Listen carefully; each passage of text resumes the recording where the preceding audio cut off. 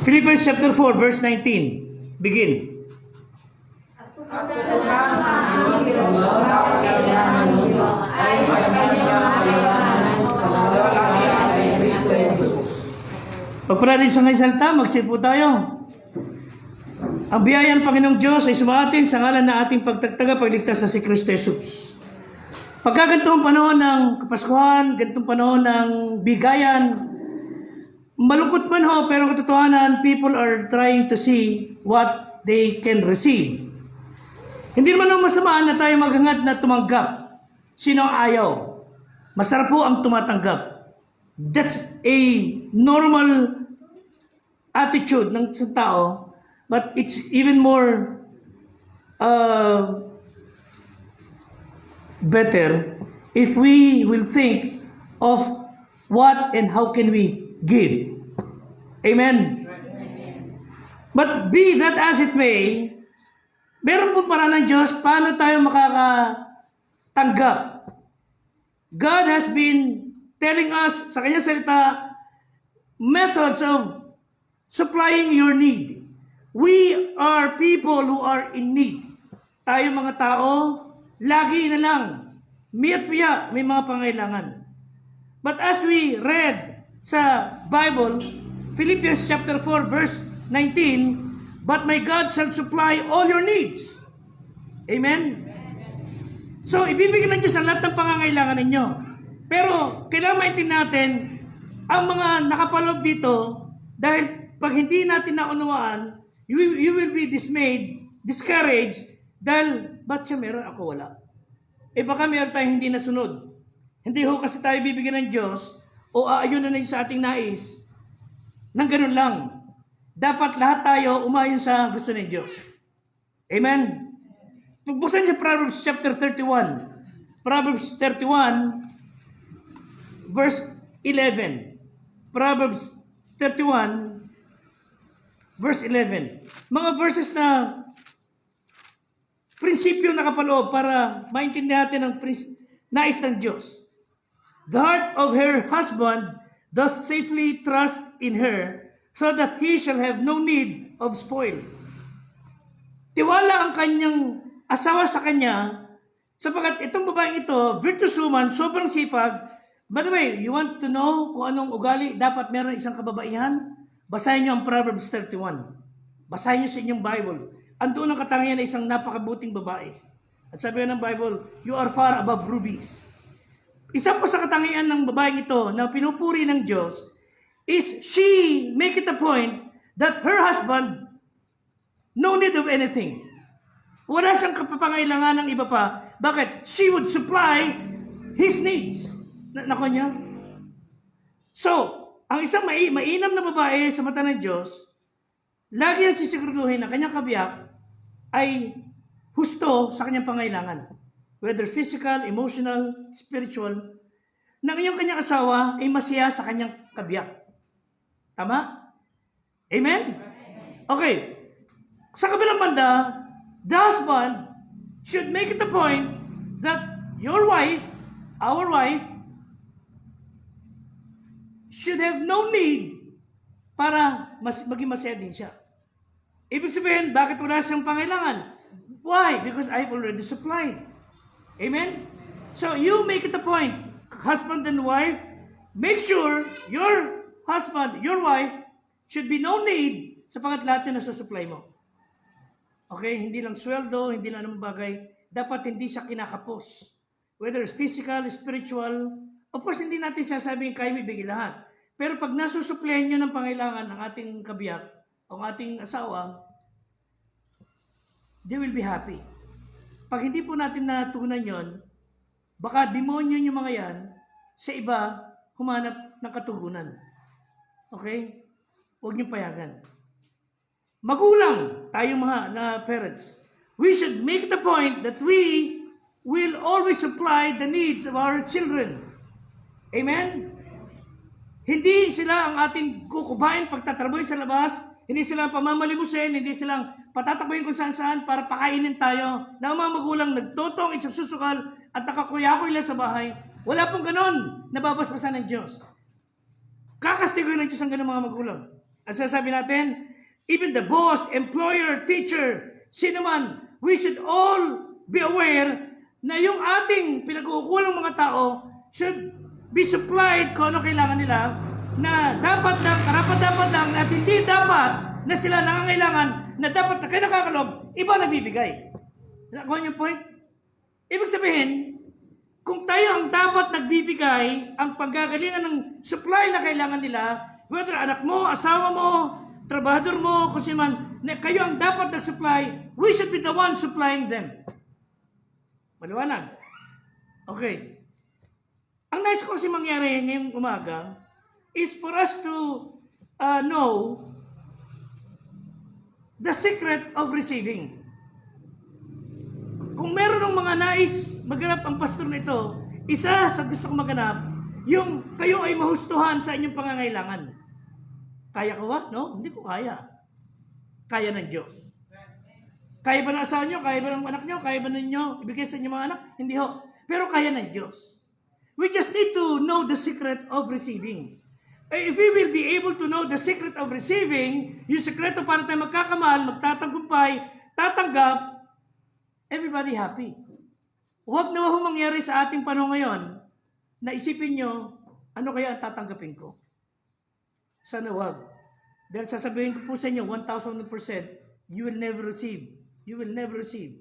Pag lahat tayo ganun na isipan. Pag lahat tayo ang iniisip, ano kaya tatanggapin ko? Wala ho sa ating darating. Kasi walang gustong magbigay. But, if we will decide, Lord, please help me na magkaroon ng kakayang magbigay. Amen? Kahit na lang minsan sa buong buhay nyo. At lahat tayo ganun na isipan. Everybody will receive. Everybody happy.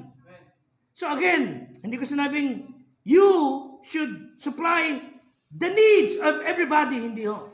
Hindi ko sinasabi na you should give all that you need. Hindi ho. Kasi wala kang kakayanin. Ang sinasabi ko lang, if we will be able to know the secret of receiving, everybody happy. Ngayon, pagka sabi mo, di tinanggap mo, at sabi nang tumanggap, ito lang, wala ka na ron. Ikaw may problema. Di ba? Kasi ito lang kaya ko eh. Eh gusto mo bigyan ka ng tatay mo ng magandang kotse. Eh tatay mo, basurero lang. Di ba? Gusto mo magkaroon ka ng bagong cellphone. Eh tatay mo, nagsasaka lang. Di ba? Gusto mo bigyan ka ng mister mo ng bagong mamahaling sapatos. Hindi nga siya, nakatapak nga lang siya eh.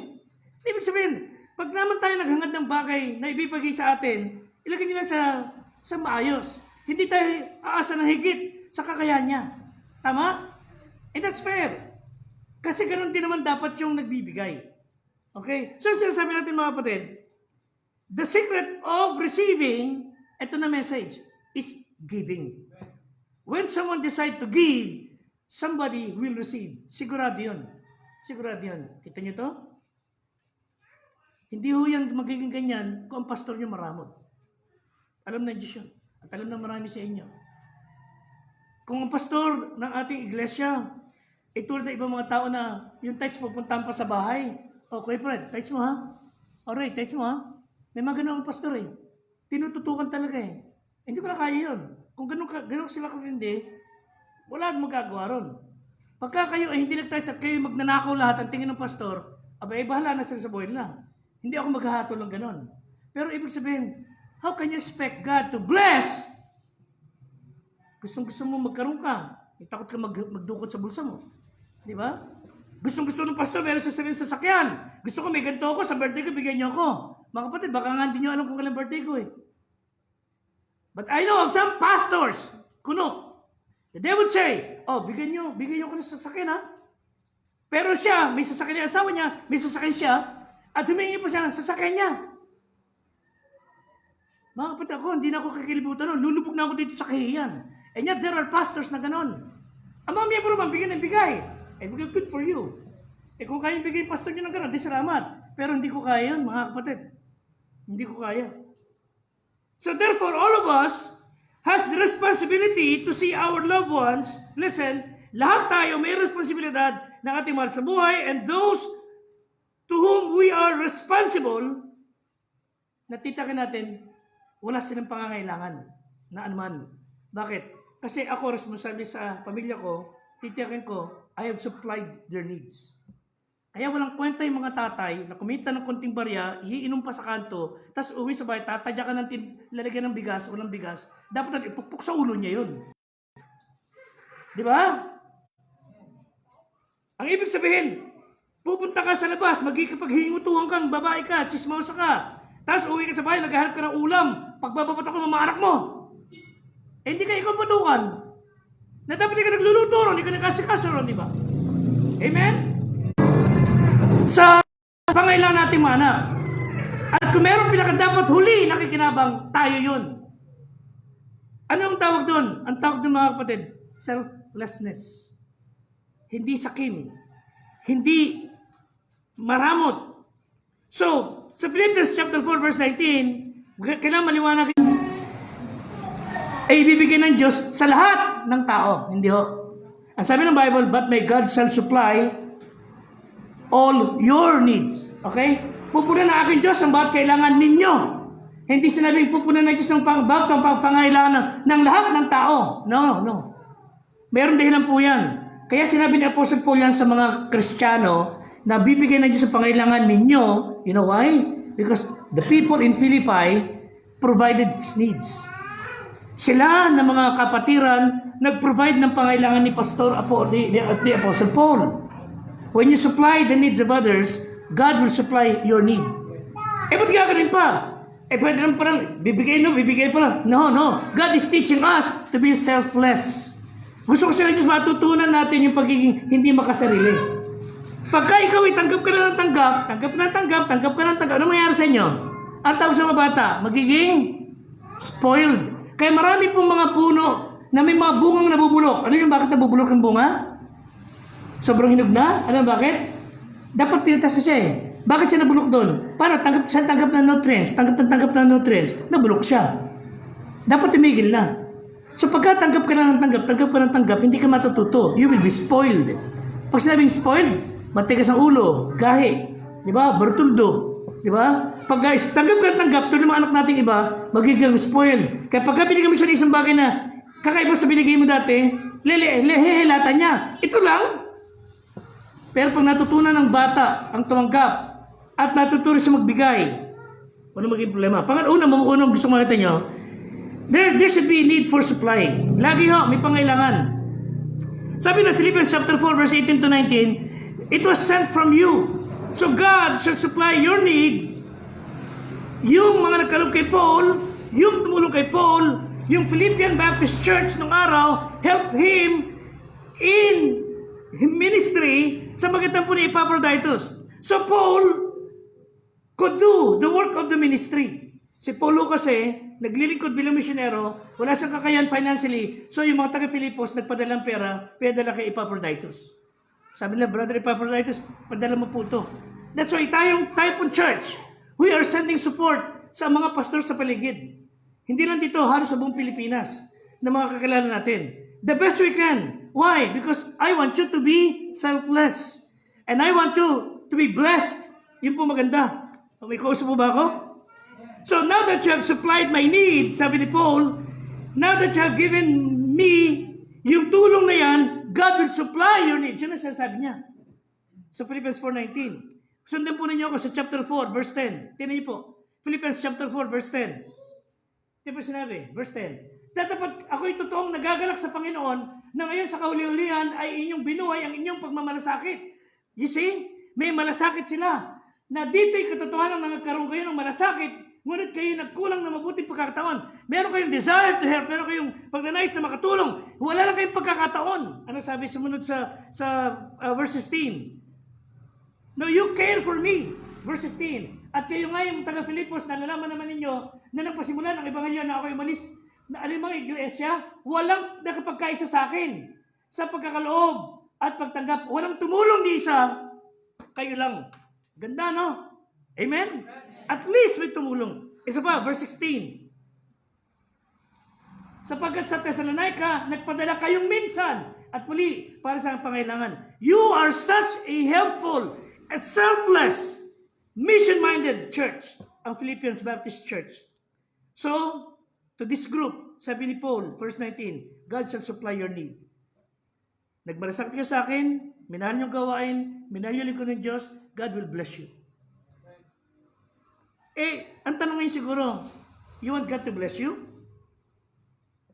Give. Hindi sa akin. Give something sa iyo sa buhay, sa kung kanino man na-inidyo ka ni Diyos, try to think of what you can give. Hindi po yung what you can get. Sabi ko, Lord, I hope I should have given more. I hope I could given more para hindi lang ito itsura natin simbahan. I hope I could have given more para mas maganda pa itong simbahan na ito.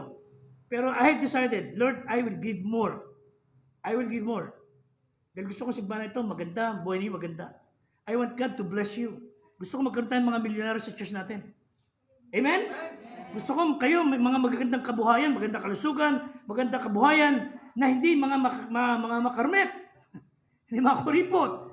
Gusto ko tayo mga Kristiyano, mga galante. Hindi waldas ha. Huwag niyo mapagkamalan. Hindi waldas, hindi nagsasayang ng pera, hindi nagtatapon ng pera, kundi masinop at mapagbiyaya sa kinauukulan. There should be the need for supply. At yun ay pinagkaloob nila and God bless them. Secondly, the need for supplier. Sino magsusupply na ibibigay natin sa kanila? Sino pa ba? Kundi ating Ama sa langit. Amen?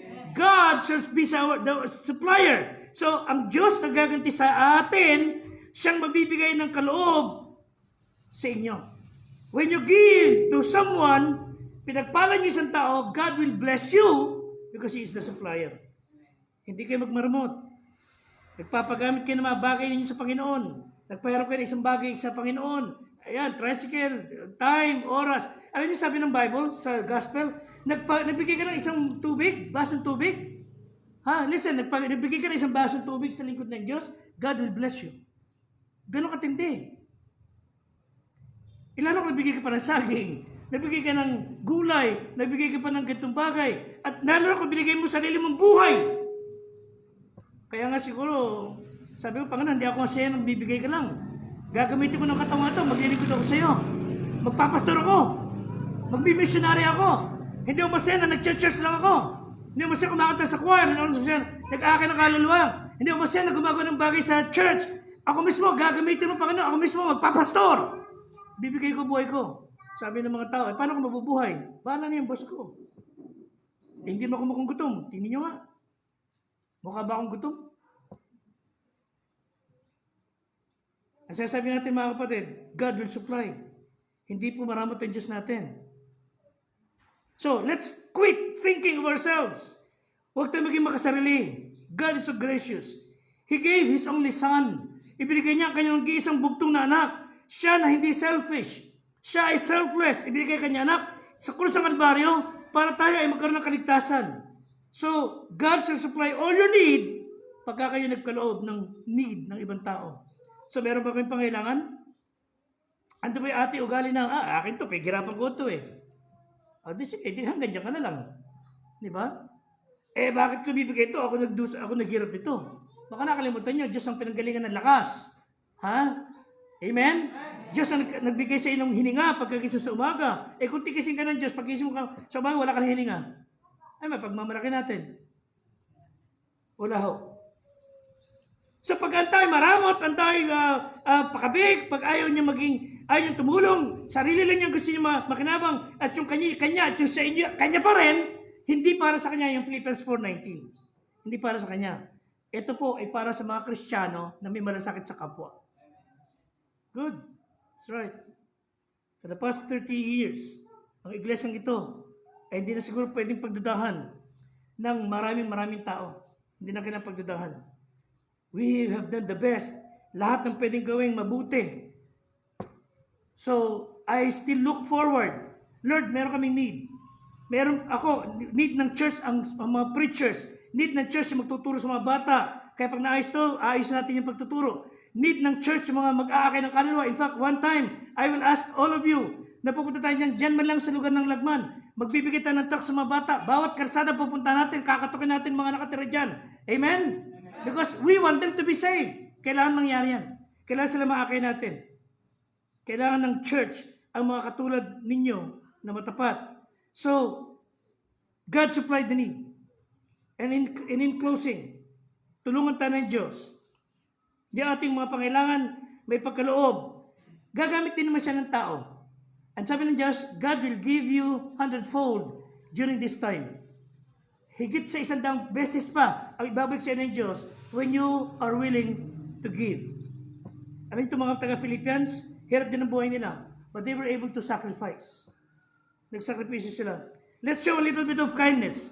Let's show a little bit of love. Yung kahit salita, hindi kailangan pera lagi, hindi kailangan bagay. Isang salitang magaan, isang salitang mapagbibigay ng lakas, isang konting tapik sa balikat, isang simpleng ngiti. You can give encouragement.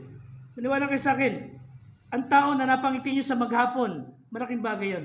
Napagaan nyo ang buhay. So stop living for yourself. Let's start living for God.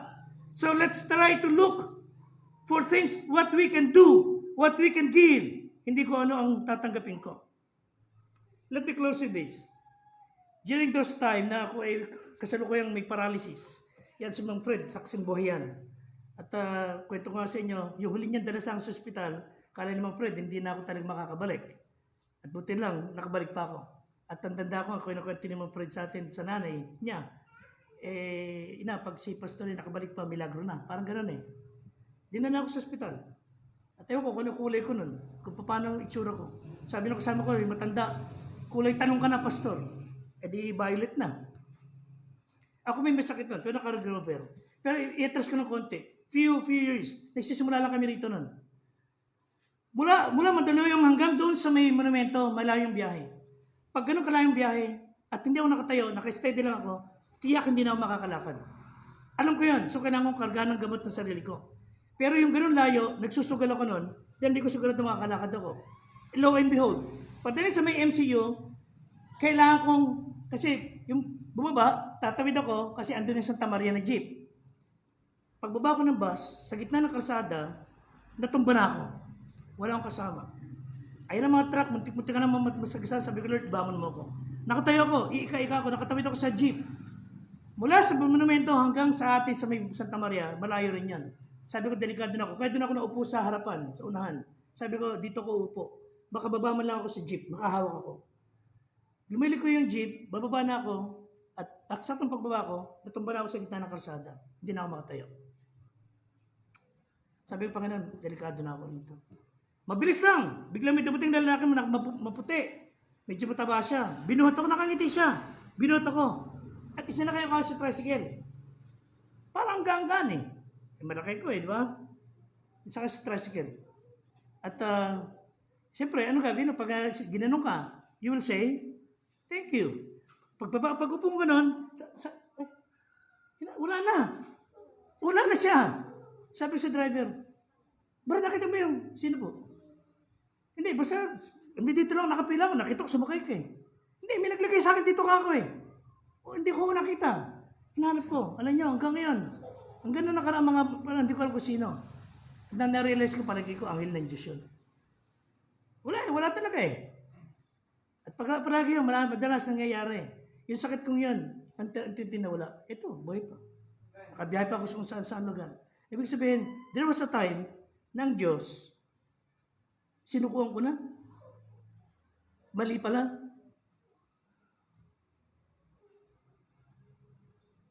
Tumagap ako ng kagalingan, ng kalakasan, sapagkat natutunan ko magkaloob ng buhay.